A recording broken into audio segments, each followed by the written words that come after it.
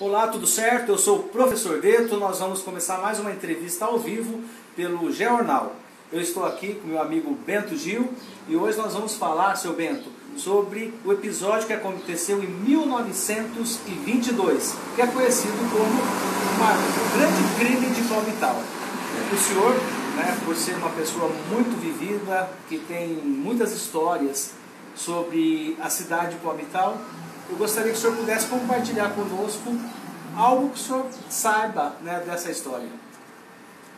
Por exemplo, para início de conversa, eu trabalhava no cartório do júri aqui de Palmitau e eu manuseei vários processos relativos àquele lamentável acontecimento, a chacina que houve em 1922. Mas eu destaco sempre quando alguém, no caso, como agora está acontecendo, que inclusive o coronel Candinho de Melo, que foi um dos, vamos dizer assim, eram dois grupos, um comandado pelo coronel e o outro pelo coronel também, José Machado, E, aliás, a curiosidade, eles eram amigos e compadres.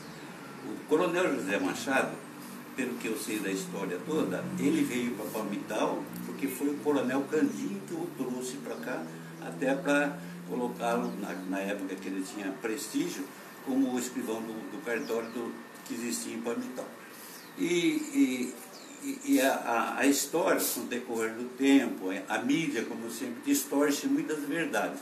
Então, eu, como li, conheci o processo, conheci várias pessoas, inclusive o meu avô conheceu pessoalmente o coronel Candinho e dizia que ele era um benemérito, era uma pessoa simples, humilde e até analfabeto, era uma excelente criatura, mas ele ficou recaiu sobre a pessoa dele, porque ele era proprietário de uma fazenda aqui em Palmitau, uma grande fazenda, era uma pessoa de influência, então cometeu-se durante vamos dizer assim, o tempo,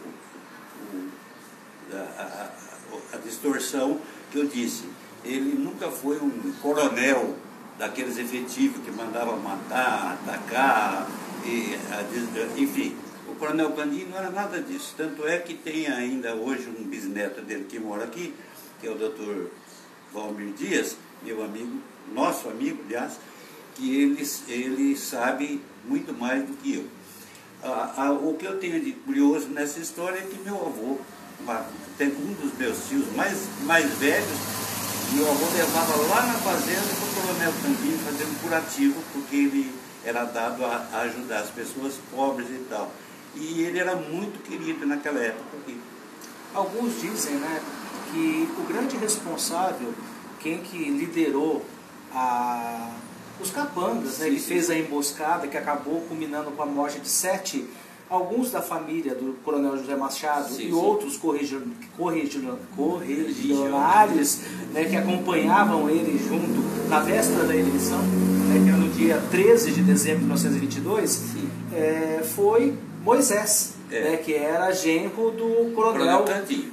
Exatamente isso. Moisés Dias, foi o grande, vamos dizer assim, articulador, digamos assim, desse digamos assim, desse episódio triste. Porque o coronel Candinho, inclusive, se recusava, e isso as pessoas que testemunharam sempre disseram, nunca quis esse tipo de ação, de violência, de ataque, de tiroteio. Ele era simplesmente alheio a tudo isso. Mas você sabe como é que é a história, às vezes, como diz um velho provérbio, o periquito come o milho, e o papagaio leva fama. É uma coisa assim, que ele, infelizmente, ficou nas costas dele, ele ficou estigmatizado durante muito tempo por uma coisa que realmente ele não foi o causador. Então tá bom, nós estamos aqui com o seu Bento Gil. Ele deu uma palhinha para nós, ele abriu a sua casa para a gente conversar sobre esse episódio. Nós estamos levantando dados, pesquisando sobre o tema e em breve nós teremos um jornal contando com detalhes a história sobre o que aconteceu em Palmitau no dia 13 de dezembro de 1922, onde 7 pessoas da família do coronel José Machado, seus amigos, foram mortos naquilo que é um dos crimes políticos mais tristes da história de Palmitau.